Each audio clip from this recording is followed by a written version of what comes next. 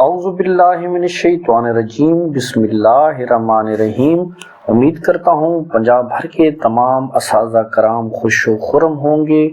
دوستو، آج کی جو یہ ویڈیو ہے، آج کی یہ جو تحریر ہے، آج کی یہ جو پوسٹ ہے، بڑی اہم ہونے جا رہی ہے۔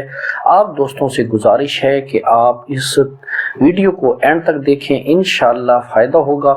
خاص کر وہ ٹیچر حضرات جو کہ Punjab defined contribution pension scheme 2025 میں شامل ہو گئے ہیں، ہم اس بارے میں آپ کو مکمل ڈیٹیل سے بتائیں گے کہ نئے پینشن سسٹم کے تحت کیا تبدیلیاں آئی ہیں، کن ملازمین پر یہ لاگو ہوگی، پینشن کا طریقہ کار کیا ہوگا، کیا یہ روایتی پینشن سے بہتر ہے، اور حکومت اور ملازمین کی کتنی شراکت ہوگی۔ یہ 4 پوائنٹ ہیں جو ہم اس ویڈیو میں ڈسکس کرنے جا رہے ہیں۔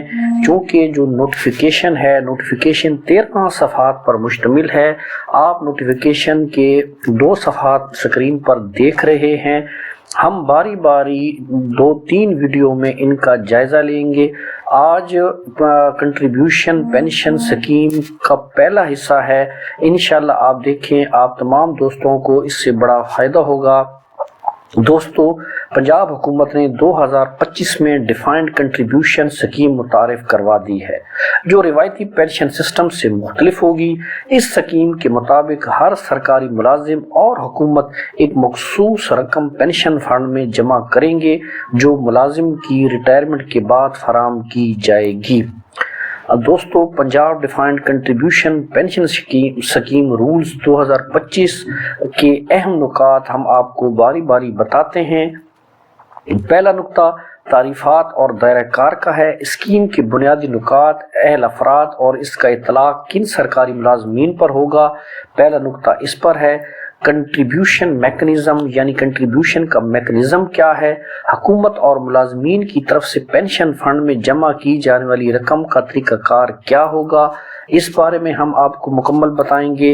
اکاؤنٹ مینجمنٹ نمبر 3 ہے۔ ملازمین کے انفرادی پینشن اکاؤنٹس، ان پر منافع اور سرمایہ کاری کے اصول کیا ہوں گے، اس کے متعلق ہم آپ کو بتائیں گے۔ پینشن کی فراہمی، ریٹائرمنٹ کے بعد پینشن حاصل کرنے کا طریقہ، رقم نکالنے کے قانون اور ریگولیٹری میکنزم کیا ہوگا، اس بارے میں ہم آپ کو بتائیں گے۔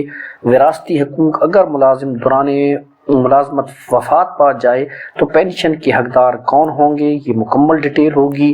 منتقلی کے اصول، کسی دوسرے ادارے یا اسکیم میں جانے کی صورت میں پینشن اکاؤنٹ کا کیا ہوگا۔ نمبر 7، مینجمنٹ اور نگران اتھارٹی، اسکیم کا نظم و نسق سنبھالنے والی اتھارٹی اور اس کے اختیارات کیا ہوں گے۔